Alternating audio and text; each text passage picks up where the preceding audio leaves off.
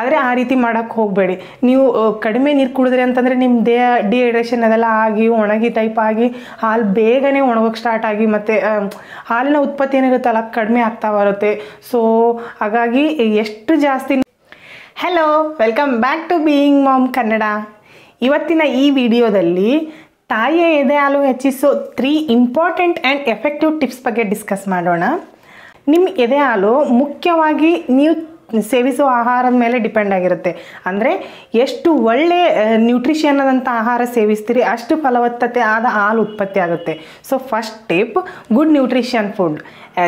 ನಿಮ್ಮ ಆಹಾರದಲ್ಲಿರೋ ಪ್ರೋಟೀನ್ಸ್ ಆಯಿತು, carbohydrates, fats, vitamins, fibre rich ಇವೆಲ್ಲ ಇರುವಂಥ ಆಹಾರ ಸೇವಿಸಿದರೆ ನಿಮ್ಮ ಹಾಲಿನ ಫಲವತ್ತತೆ ತುಂಬ ಅತ್ಯುತ್ತಮವಾಗಿರುತ್ತದೆ. ಇದರಿಂದ ನಿಮ್ಮ ಮಗುವಿನ ದೈಹಿಕ ಬೆಳವಣಿಗೆ ಚೆನ್ನಾಗಾಗುತ್ತೆ, ಮಾನಸಿಕ ಬೆಳವಣಿಗೆ ಚೆನ್ನಾಗಾಗುತ್ತೆ. ಈ ಪ್ರೋಟೀನ್ಸ್ ರಿಚ್ ಇರುವಂಥ ಫುಡ್ ಅಂತಂದರೆ ಎಲ್ಲ ರೀತಿ ಪಲ್ಸಸ್, ಬೇಳೆಕಾಳುಗಳನ್ನ ಸೇವಿಸ್ತಾ ಬನ್ನಿ. ಸ್ಪೆಷಲಿ ಈ ಮೊಳಕೆ ಕಾಳುಗಳನ್ನ ಸೇವಿಸಿದರೆ ಮಾತ್ರ ತುಂಬ ಒಳ್ಳೆಯದು. ಈ ಕಾರ್ಬೋಹೈಡ್ರೇಟಿಗಾಗಿ ಈ ದಾಲ್ ಆಯಿತು, ಇಲ್ಲ ರೈಸು, ಚಪಾತಿ, ರೋಟಿ ಈ ರೀತಿ ಸೇವಿಸ್ತಾ ಬನ್ನಿ. ಫ್ಯಾಟ್ಸ್ ರಿಚ್ಗಂತೂ ಎಲ್ಲ ರೀತಿ ಡೈರಿ ಅಂದರೆ ಮೊಸರು, ತುಪ್ಪ, ಸ್ಪೆಷಲಿ ತುಪ್ಪ ತಿಂದರೆ ನಿಮ್ಮ ಆರೋಗ್ಯ ಮತ್ತು ನಿಮ್ಮ ಮಗುವಿನ ಆರೋಗ್ಯಕ್ಕೆ ತುಂಬ ಒಳ್ಳೆಯದು. ತುಪ್ಪ ಆಯಿತು, ಮೊಸರು, ಪನ್ನೀರು, ಹಾಲು ಇವೆಲ್ಲ ಸೇವಿಸ್ತಾ ಬನ್ನಿ. ಈ ಫೈಬರ್ ರಿಚ್ಗೆ, ವಿಟಾಮಿನ್ಸ್ಗೆ ಹಸಿರು ತರಕಾರಿಗಳನ್ನ ಸೇವಿಸ್ತಾ ಬನ್ನಿ. ಸೀಸನ್ ತಕ್ಕಂಥ ಫ್ರೂಟ್ಸ್ನ ಸೇವಿಸ್ತಾ ಬನ್ನಿ, ಡ್ರೈ ಫ್ರೂಟ್ಸು ಇವೆಲ್ಲ ಇರುವಂಥ ಆಹಾರ ಸೇವಿಸಿದರೆ ನಿಮ್ಮ ಮಗುಗೊಂದು ಒಳ್ಳೆ ಫಲವತ್ತತೆ ಆದ ಹಾಲು ಸಿಗುತ್ತೆ. ಸೊ ಹಾಗಾಗಿ ಕೆಲವೊಬ್ರು ಅಮ್ಮಂದಿರು ಡೆಲಿವರಿ ಆದ ನಂತರ ವೇಟ್ ಗೇನ್ ಆಗುತ್ತೆ ಅಂದ್ಕೊಂಡು ಡಯಟ್ ಮಾಡೋಕ್ಕೆಲ್ಲ ಸ್ಟಾರ್ಟ್ ಮಾಡಿಬಿಡ್ತಾರೆ. ಸೊ ಪ್ಲೀಸ್ ಆ ರೀತಿ ಮಾಡೋಕ್ಕೆ ಹೋಗಬೇಡಿ. 6 ತಿಂಗಳವರೆಗೆ ಆದ್ರೂ ನಿಮ್ಮ ಮಗುಗೊಂದು ಒಳ್ಳೆ ಫಲವತ್ತತೆ ಆದ ಹಾಲು ಸಿಗುವಂತೆ ನೀವು ಸಹಾಯ ಮಾಡಿ. ಯಾಕಂದರೆ ಈ ನಿಮ್ಮ ಎದೆ ಹಾಲು ಕುಡಿತು ಅಂತಂದರೆ ನಿಮ್ಮ ಮಗುವಿನ ಇಮ್ಯೂನ್ ಸಿಸ್ಟಮ್ ಸ್ಟ್ರಾಂಗ್ ಆಗುತ್ತೆ. ಅತಿ ಬೇಗ ಯಾವುದಕ್ಕೂ ಸಣ್ಣ ಪುಟ್ಟಕ್ಕೆಲ್ಲ ಹುಷಾರು ಬೀಳೋದಲ್ಲ ಅಂದ್ರೆ ನೀವು ತಡೆಗಟ್ಬೋದು. ಅನ್ನೆಸೆಸರಿಯಾಗಿ ಸಣ್ಣ ಪುಟ್ಟಕ್ಕೆ ಜ್ವರ, ಕೆಮ್ಮು, ನೆಗಡಿ ಇವೆಲ್ಲ ತಡೆಗಟ್ಟಿದರೆ ನೀವು ಹಾಸ್ಪಿಟಲಿಗೆ ಹೋಗೋ ಟೆನ್ಷನ್ ಕೂಡ ಸಾಲ್ವ್ ಆಗುತ್ತೆ. ಸೊ ಒಂದು ಒಳ್ಳೆ ಫಲವತ್ತತೆ ಆದ ಆಹಾರ ಸೇವಿಸ್ತಾ ಬನ್ನಿ. Second tip, hydration. ನೀವು ಎಷ್ಟು ಜಾಸ್ತಿ ಹೈಡ್ರೇಟ್ ಆಗಿರ್ತೀರಿ ಅಷ್ಟು ನಿಮ್ಮ ಹಾಲಿನ ಉತ್ಪತ್ತಿ ಹೆಚ್ಚಾಗುತ್ತೆ. ಅಂದರೆ ಜಾಸ್ತಿ ನೀರು ಕುಡಿತಾ ಬನ್ನಿ. ಬರೀ ನೀರಷ್ಟೇ ಹೋಗೋದಿಲ್ಲ ನನಗೆ ಅಂತಂತಂದರೆ fruit juices, fresh fruit juices ಮತ್ತು ಫ್ರಿಜ್ಜದೆಲ್ಲ ಇಟ್ಟು ಕುಡಿಯೋಕ್ಕೆ ಹೋಗಬೇಡಿ. ಫ್ರೆಶ್ ಫ್ರೂಟ್ ಜ್ಯೂಸಸ್ ಸೇವಿಸ್ತಾ ಬನ್ನಿ. ಮತ್ತು ಈ ಜೀರಿಗೆ ಆಯಿತು, ಇಲ್ಲ ಈ ಸೋಪು, ಇದನ್ನೆಲ್ಲ ಒಂದು ಈಕ್ವಲ್ ಪ್ರಮಾಣದಲ್ಲಿ ಮಿಕ್ಸ್ ಮಾಡಿ 1 ಟೇಬಲ್ ಸ್ಪೂನಷ್ಟು ನೀರಲ್ಲಿ ಹಾಕಿ ಕುದಿಸಿ ಅದನ್ನು ಬಿಸಿ ಮುಖಾಂತರ ಬೆಳಗ್ಗೆ ಮತ್ತು ಸಾಯಂಕಾಲ ಟೀ ಟೈಪು ಸೇವಿಸ್ಬೋದು. ಇಲ್ಲ ಆರಿದ ಮೇಲೆ 1 ಗ್ಲಾಸ್ ಕುಡಿಯೋದ್ರಿಂದ ಮಾತ್ರ ತುಂಬ ಸಹಾಯ ಇದೆ. ಅಂದರೆ ಈ ಸೋಪು, ಜೀರಿಗೆ, ಇವು ಅಜ್ವಾನ ಇವೆಲ್ಲ ಏನಿರುತ್ತಲ್ಲ ತಾಯಿ ಎದೆ ಹಾಲು ಹೆಚ್ಚಿಸೋದರಲ್ಲಿ ಒಂದು ಮುಖ್ಯ ಪಾತ್ರ ವಹಿಸುತ್ತೆ.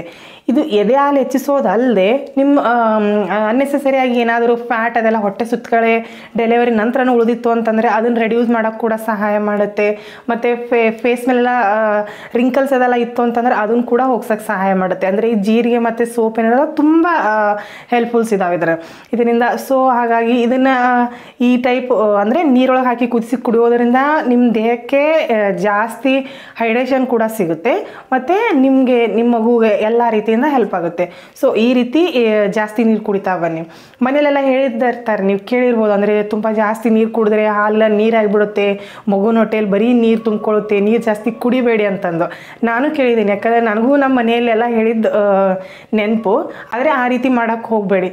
ನೀವು ಕಡಿಮೆ ನೀರು ಕುಡಿದ್ರಿ ಅಂತಂದರೆ ನಿಮ್ಮ ದೇಹ ಡಿಹೈಡ್ರೇಷನ್ ಅದೆಲ್ಲ ಆಗಿ ಒಣಗಿ ಟೈಪ್ ಆಗಿ ಹಾಲು ಬೇಗನೆ ಒಣಗೋಕ್ಕೆ ಸ್ಟಾರ್ಟ್ ಆಗಿ ಮತ್ತು ಹಾಲಿನ ಉತ್ಪತ್ತಿ ಏನಿರುತ್ತಲ್ಲ ಕಡಿಮೆ ಆಗ್ತಾ ಬರುತ್ತೆ. ಸೊ ಹಾಗಾಗಿ ಎಷ್ಟು ಜಾಸ್ತಿ ನೀವು ನೀರು ಕುಡಿತೀರಿ, ಲಿಕ್ವಿಡ್ ಪ್ರಮಾಣ ತೊಗೊತೀರಿ ಅಷ್ಟು ನಿಮ್ಮ ಹಾಲಿನ ಉತ್ಪತ್ತಿ ಹೆಚ್ಚಾಗುತ್ತೆ. Third tip, frequent breast feeding. ಹೌದು, ನೀವು ಎಷ್ಟು ಮೇಲಿಂದ ಮೇಲೆ ನಿಮ್ಮ ಮಗು ಹಾಲು ಕೊಡಿಸ್ತಿರಲ್ಲ ಅಷ್ಟೇ ನಿಮ್ಮ ಹಾಲಿನ ಉತ್ಪತ್ತಿ ಚೆನ್ನಾಗಿ ಆಗ್ತಾ ಬರುತ್ತೆ.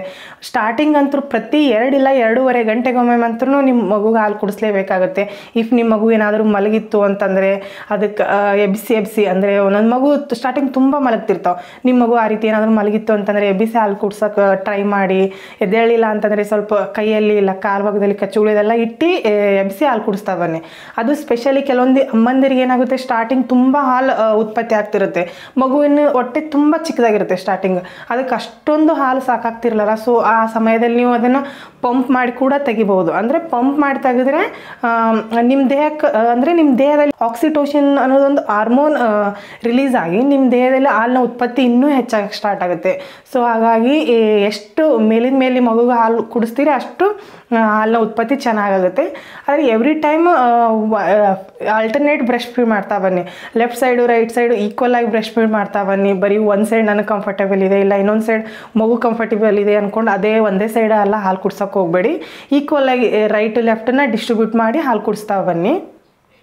Self confidence. ನೀವು ನಿಮ್ಮ ತಲೆಯಲ್ಲೆಲ್ಲ ಅಯ್ಯೋ ಹಾಲು ಸಾಕಾಗ್ತಿಲ್ಲ ಅಂತ ಈ ರೀತಿ ನೆಗೆಟಿವ್ ಥಿಂಕ್ ಮಾಡೋದಾಯಿತು, ಇಲ್ಲ ಯಾರೋ ಒಬ್ಬರು ಮಗು ಬರೀ ಅಳ್ತಿದೆ, ಏನು ಹಾಲು ಸಾಕಾಗ್ತಿದೆ ಇಲ್ಲ ನೋಡು ಚೆಕ್ ಮಾಡ್ಕೊ ಅಂತ ಈ ರೀತಿ ಎಲ್ಲ ಒಂದೊಂದು ತಲೆಯಲ್ಲೆಲ್ಲ ಹೇಳಿ ನಿಮ್ಮ ತಲೆಯಲ್ಲಿ ಮಗು ಹಾಲು ಸಾಕಾಗ್ತಿಲ್ಲ ಅಂತ ಈ ರೀತಿ ಫಿಕ್ಸ್ ಮಾಡ್ಕೊಂಡ್ಬಿಡ್ತೀವಿ. ಸೊ ಆ ರೀತಿ ಫಸ್ಟ್ ಆಫ್ ಆಲ್ ನೀವು ನಿಮ್ಮ ದೇಹದ ಬಗ್ಗೆ ಆಯಿತು ಪಾಸಿಟಿವ್ ಆಗಿ ಥಿಂಕ್ ಮಾಡ್ತಾ ಬನ್ನಿ. ನಿಮ್ಮ ಥಿಂಕಿಂಗ್ ಮೇಲೆ ನಿಮ್ಮ ದೇಹ ಇರುತ್ತೆ. ನೀವು ಎಷ್ಟು ಪಾಸಿಟಿವ್ ಆಗಿರ್ತೀರಿ ಅಷ್ಟು ನಿಮ್ಮ ಹಾಲಿನ ಉತ್ಪತ್ತಿನೂ ಚೆನ್ನಾಗಾಗುತ್ತೆ, ಮೆಂಟಲ್ ಹೆಲ್ತ್ ನಿಮ್ಮದು ಮತ್ತು ನಿಮ್ಮ ಮಗುವಿಂದು ಚೆನ್ನಾಗಿರುತ್ತೆ. ಸೊ ಪಾಸಿಟಿವ್ ಆಗಿ ವಿಚಾರ ಮಾಡಿ ಒಂದು ಒಳ್ಳೆ ನಿದ್ದೆ ಮಾಡೋಕ್ಕೆ ಟ್ರೈ ಮಾಡಿ. ಸ್ಟಾರ್ಟಿಂಗ್ ಹೊಸ ಮಗು ಜೊತೆ ಒಳ್ಳೆ ನಿದ್ದೆ ಎಷ್ಟು ಕಷ್ಟ ಆಗುತ್ತೆ ಅಂತ ಅಂದ್ಕೊಂಡು ಎಕ್ಸ್ಪೀರಿಯೆನ್ಸ್ ಇದೆ. ಆದರೂ ಮಗು ಯಾವಾಗ ಮಲಗುತ್ತಲ್ಲ ಆವಾಗ ಮಲ್ಗೋಕ್ಕೆ ಟ್ರೈ ಮಾಡಿ. ಜಾಸ್ತಿ ಸ್ಟ್ರೆಸ್ ಇಲ್ಲ ಟೆನ್ಷನ್ ಎಲ್ಲ ಏನೂ ತೊಗೊಳಕ್ಕೆ ಹೋಗಬೇಡಿ. ಪ್ರತಿಯೊಬ್ಬರಿಗೂ ಏನಾದರೂ ತೊಂದರೆ ಬರ್ತಿರುತ್ತೆ. ಆ ತೊಂದರೆ ಬರೀ ನೀವು ಟೆನ್ಷನ್ ತೊಗೊಳೋದಾಯಿತು ಇಲ್ಲ ಏನೋ ಭಯಂಕರ ವಿಚಾರ ಮಾಡೋದು ನಿದ್ದೆಗೆಡೋದ್ರಿಂದ ಅವೆಲ್ಲ ಸಾಲ್ವ್ ಆಗೋದಿಲ್ಲ. ಸೊ ಹಾಗಾಗಿ ಟೆನ್ಷನ್ ಎಲ್ಲ ತೊಗೊಳಕ್ಕೆ ಹೋಗಬೇಡಿ. ಫ್ರೀ ಆಗಿರಿ. ಮಗುನ ಜೊತೆ ಯಾವಾಗಲೂ ಜಾಸ್ತಿ ಟೈಮ್ ಸ್ಪೆಂಡ್ ಮಾಡಿ. ಅದ್ರ ಜೊತೆ ನಗ್ತಾ ಆಡ್ತಾ ಇದ್ದರೆ ನಿಮಗೂ ಫ್ರೀಯಾಗಿ ಒಂದು ಮೈಂಡ್ ಎಲ್ಲ ರಿಲ್ಯಾಕ್ಸ್ ಆಗುತ್ತೆ. ಮಗು ಕೂಡ ಒಂದು ಆರೋಗ್ಯವಾಗಿ ಬೆಳೀತಾ ಬರುತ್ತೆ. ಇದಿಷ್ಟು ಬಿಟ್ಟು ನನ್ನ ಚಾನಲಲ್ಲಿ ಇನ್ನೂ ಒಂದಿಷ್ಟು ಸ್ಪೆಸಿಫಿಕ್ ಆದಂತೆ ಆಹಾರಗಳಿದ್ದಾವೆ. ಯಾವೆಲ್ಲ ಆಹಾರಗಳನ್ನ ಸೇವಿಸಿದರೆ ನಿಮ್ಮ ಹಾಲಿನ ಉತ್ಪತ್ತಿ ಇನ್ನೂ ಜಾಸ್ತಿ ಮಾಡ್ಕೋಬೋದು ಅನ್ನೋದ್ರ ಮೇಲೆ ಒಂದು ಸ್ಪೆಷಲ್ ವಿಡಿಯೋನೇ ಇದೆ. ಆ ವಿಡಿಯೋ ಲಿಂಕ್ ಡಿಸ್ಕ್ರಿಪ್ಷನ್ ಬಾಕ್ಸ್ನಲ್ಲಿ ಕೊಟ್ಟಿರ್ತೇನೆ. ಒಂದ್ಸರಿ ಹೋಗಿ ಚೆಕ್ ಮಾಡಿಕೊಂಡ್ರೆ ಸಹಾಯ ಆಗುತ್ತೆ. ಇದೇ ರೀತಿನ ರೆಗ್ಯುಲರ್ ಆಗಿ ಬಾಣಂತಿ ಆಹಾರ ಹೇಗಿರಬೇಕು, ಬಾಣಂತಿ ಹೇಗಿರಬೇಕು, ಮಗುವಿನ ಆರೈಕೆ ಹೇಗೆಲ್ಲ ಮಾಡಬೇಕು ಅನ್ನೋದ್ರ ಮೇಲೆ ವೀಡಿಯೋಸ್ ಮಾಡ್ತಾ ಇರ್ತೇನೆ. ರೆಗ್ಯುಲರ್ ವೀಡಿಯೋಗಳ ಅಪ್ಡೇಟ್ಗಾಗಿ ಸಬ್ಸ್ಕ್ರೈಬ್ ಆಗಿ. ಹಾಗೆ ಈ ಮಾಹಿತಿ ನಿಮ್ಮೆಲ್ಲರಿಗೂ ಇಷ್ಟ ಆದರೆ ಲೈಕ್ ಮಾಡೋದನ್ನು ಮರಿಬೇಡಿ. ನಿಮ್ಮ ಅನಿಸಿಕೆಗಳನ್ನು ಕಮೆಂಟ್ ಬಾಕ್ಸಲ್ಲಿ ತಿಳಿಸಿ. ಮತ್ತೆ ಮುಂದಿನ ವಿಡಿಯೋದಲ್ಲಿ ಸಿಗೋಣ. ಟೇಕ್ ಕೇರ್, ಬಾಯ್ ಬಾಯ್.